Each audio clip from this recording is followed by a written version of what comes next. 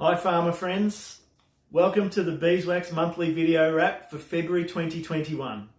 I'm Pasquale Di Maria, founder of Beeswax. Well, just as we thought things would start to chug along as normal in 2021, we've seen COVID lockdowns in WA, Queensland, New South Wales and some close calls in Victoria. Unfortunately, I think that this will be the reality of the coming year until we can get a significant portion of the population vaccinated.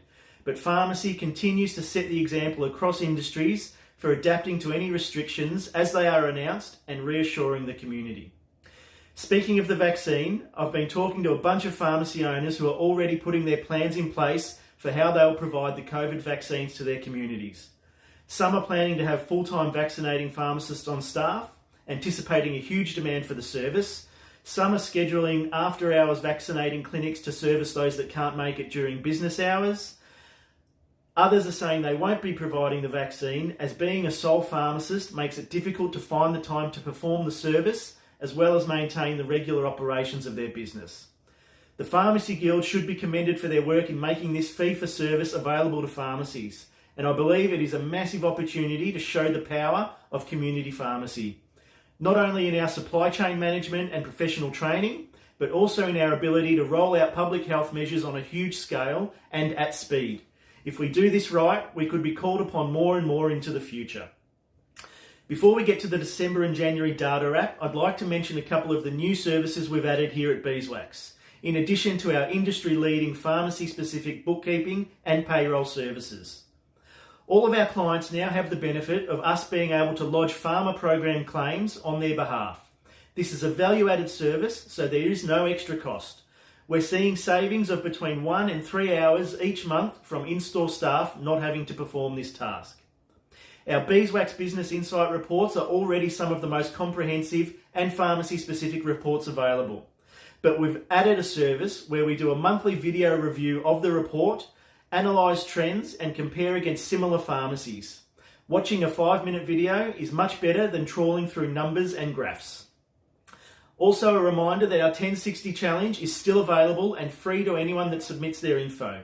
You give us 10 minutes of your time to answer some questions about your current procedures, and we recommend some changes to save you at least 60 minutes each week. Now to the data wrap for December and January. So this year we're combining December and January turnover figures together, as we've seen this give a truer reflection of the performance of pharmacy, considering December is often a sugar hit with safety nets being processed, and just January is a lot quieter. I'd be interested to hear your thoughts.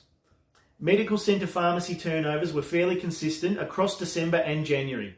Turnover across the 2 months was up 8% compared to November, but still slightly down by 3% on the same time last year.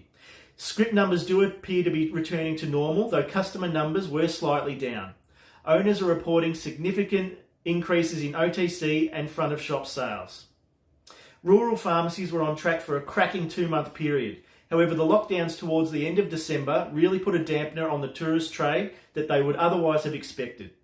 Turnover for the 2 months was higher than November by 7%, but they were down 4% compared to last year.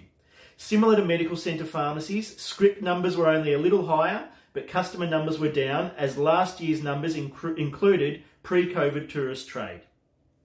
Numbers also confirm that shopping strip pharmacies have returned to pre-pandemic numbers. Some have experienced an uptick being able to hold on to new local customers that began visiting them during lockdowns. Turnover was 6% higher than November and 4% higher than the New Year period last year. Script numbers and customer numbers were up compared to the same period last year. Shopping centre pharmacies have also rebounded well now. Front of shop through December was a lot better than expected, or what we had gotten used to.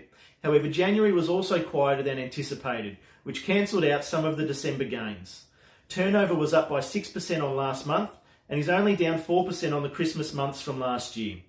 Script numbers were lower, but customer numbers were higher, which points to the higher front of shop spend. Thanks everyone for watching. Don't forget to join the Beehive for all our other pharmacy related articles, and I'll catch you next month.